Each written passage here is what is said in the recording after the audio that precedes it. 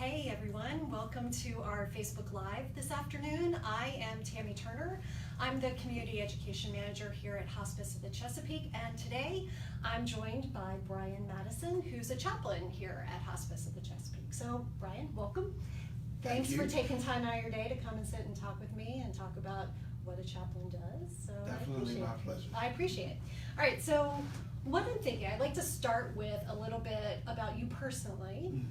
If you can tell me a little bit about, what your background is, what your training is. Well, believe it or not, when I graduated from college, I wanted a career in business. Okay. But as I like to tell people all the time, God has a sense of humor. Okay. And He called me into ministry, so that changed that trajectory. But during my training to become a minister, through going through seminary, I found a passion for wanting to do chaplaincy. Okay. And that occurred because of personal experiences with my experience with my father, how he was in a rehabilitation center and 2 hospitals, and we never saw a chaplain when me and my family had to make hard decisions concerning his health care. Right, and so you never had the experience of having a chaplain come in and talk to you all? No, we didn't, and that gave me a sense or an impetus to want to go into chaplaincy, and it was confirmed by my pastor of all. Awesome. Okay, all right. So how long have you been here with Hospice of the Chesapeake? Well, I've been here since 2014. Okay. And I was a hospital chaplain at first, but then I moved over into hospice chaplaincy, and to be honest with you, it's been the greatest gift of my life. That's awesome. That's so cool. All right, so what I'd like to do today is to talk a little bit bigger, because I am not really well versed in what a chaplain does overall, and then so talk about just what a chaplain overall does, and then go a little bit more specific and talk to you, Brian, about sort of what your day-to-day, what your role here is at Hospice of the Chesapeake. So let's start a little bit bigger. Tell me, if you can, what's a chaplain? Well, a chaplain to me is an advocate. Okay. An advocate for patients and families while they're dealing with a crisis or a traumatic experience. We try as chaplains to bring calm to the room through whatever means that we have to do it, whether it be comfort through words or comfort through just presence. One of the biggest things that resonates with me is a saying that's attributed to St. Francis of Assisi that says, "Preach the gospel, and if necessary, use words." So as a chaplain, that's what I try to do. I try to see what the moment needs. Okay.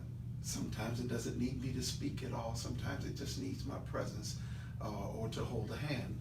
And as a chaplain, what we do, again, is we try to bring calm to a traumatic situation. So I think for me anyway, there was a little misconception or misunderstanding that a chaplain doesn't necessarily mean a particular religion, Right. or a particular denomination. So can you explain that a little bit? Like, sort of what's the difference?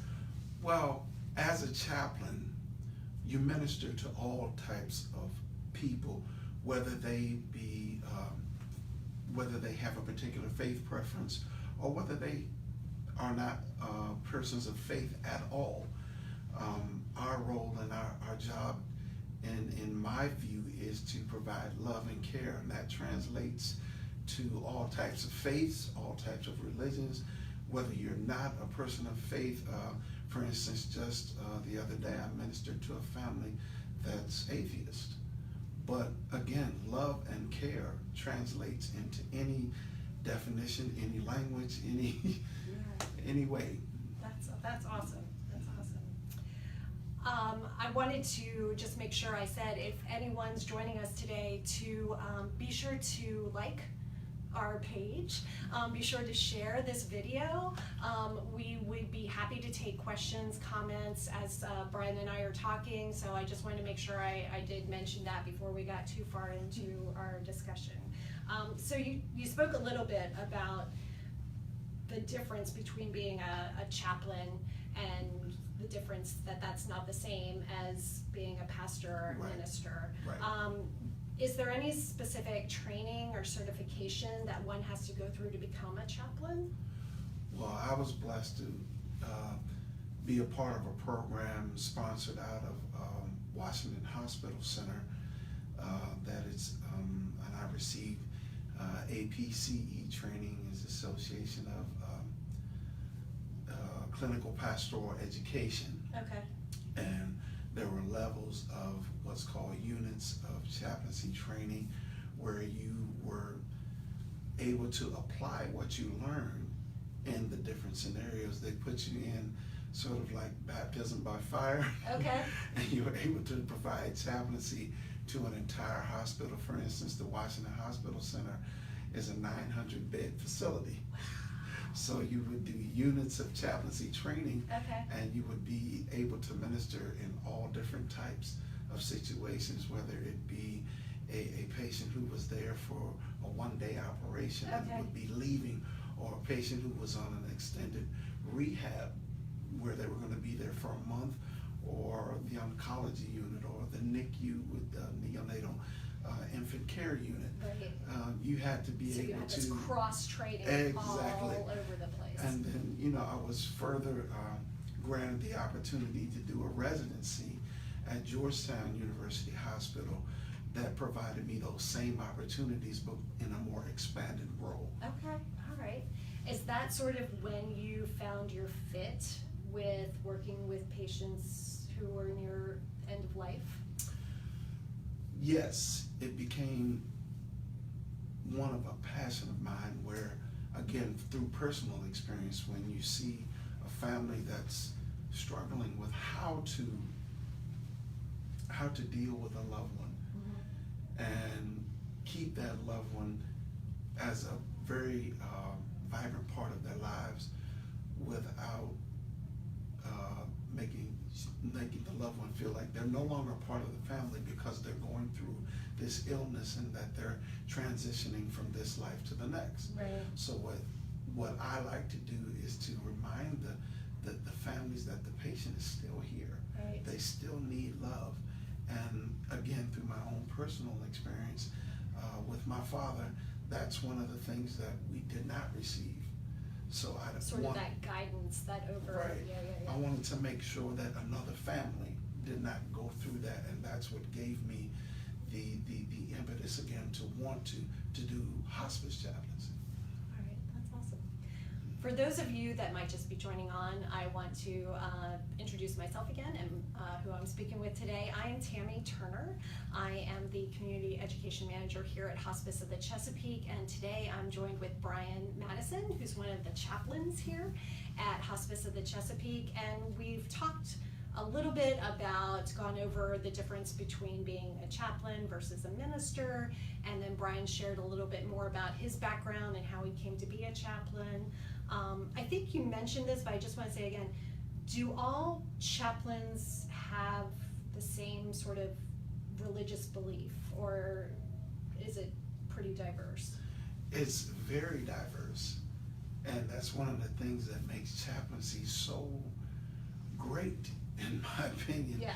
is that we all come from different backgrounds, we all have different perspectives, but when we get together, we're able to share. And our main goal of a good chaplain is just to be able to provide care to the patient and the families. Right. Whatever way that care comes out, there's some things that are influenced by my personal religious beliefs, but when I'm being a chaplain, I'm a chaplain that's there to advocate for that patient and family, that's there to be a conduit of care for that patient and family. And again, I've ministered to those who are atheists, Yeah. to those who are Jewish, to those who are Islamic. Right. And you have to be whatever the Right. whatever the care calls for, that's what you have to be. Right. Because your main goal, again, is to make sure that they're cared and to make sure that they know that someone loves them and as they transition from this life to the next. And the families as well, because they have a lot of questions, a lot of things as to, a lot of questions they want to ask as to Right. why this is happening to their loved one, Yeah. or how to best care for their loved one as they go through this transitional phase. That has to be such a powerful, intense time. I'm just, thinking that that's got to be something that to be a part of has to be a really special experience. Well, for me, it's one of the most gratifying things ever, because to get someone to allow you to come into their circle and to share intimate details of their life with you, Right. who's a stranger, who walks into Right. their life at the most, what's the word? Vulnerable time Yeah, of their life. absolutely. Thank you. No, At it the most is. vulnerable You're- time of their yeah. life, and they allow you to come in and share with them. I'm grateful for the experience. Yeah. You touched on a little bit. To me, it seems like, so you've got your direct relationship with the person who is the vulnerable person who's transitioning from this life at the end to the next. And then you have the family around them. So that's two different dynamics or roles, I would Yes. think, all right? Yes. So for the family, how do you feel, what service, what do you provide for them? Sort of what do you do for them? Well, with the family, it's more of finding out what their concerns are for the patient Okay. and how they want the patient to be cared for. Mm-hmm. For instance, you may have a family member who wants just comfort and peace for the patient. And then you have another family member who says, no, I want every medicine known to man to save my loved one. And how I bridge the gap is to ask each one of them to remember, what was the patient like? What was the patient like during their times of health and of prosperity? How was the patient? What was their mood? Who were they? Right. And would they be comfortable with the way this condition is now? And that's how we move forward. For instance, if a patient was a very self-motivated patient, a patient that did for themselves and for others, Mm-hmm. was the person that everyone counted on, would they want to be in a condition where they're vulnerable and where everyone's taking care of them? It's all about the dignity of the patient. Right. And what the patient would want. And then that's how I convince families to conduct themselves going forward in the care of the patient, to make sure that they remember what the patient was and what the patient wanted. Right. In life. That's gotta be huge. That's gotta be huge. It's a tricky subject. It's a Yeah, touchy and subject. I'm sure you're providing support for those family members, like, Mhm. and basically where we started with this was your own sort of drive to get into this, was that you as the family member didn't get that support. Right. So that's gotta be a big part of your role. Yes, it's always in the forefront of my mind that these people are experiencing something that is going to change their lives as well as the patient who is transitioning. We have always tried to be, as a chaplain, that person that helps them to get in touch with their feelings. I know we were going to need to wrap up here in just a minute, but I think one thing that I'm just curious about is in your own spiritual life, Mhm. and I know you can't really go into too much patient, we need privacy for the people that we work with, Mhm. but has there ever been an experience that you could share that really impacted you personally or in your own spiritual journey? Surely, it was one patient that I love to talk about is the patient that taught me the difference between spirituality and religion.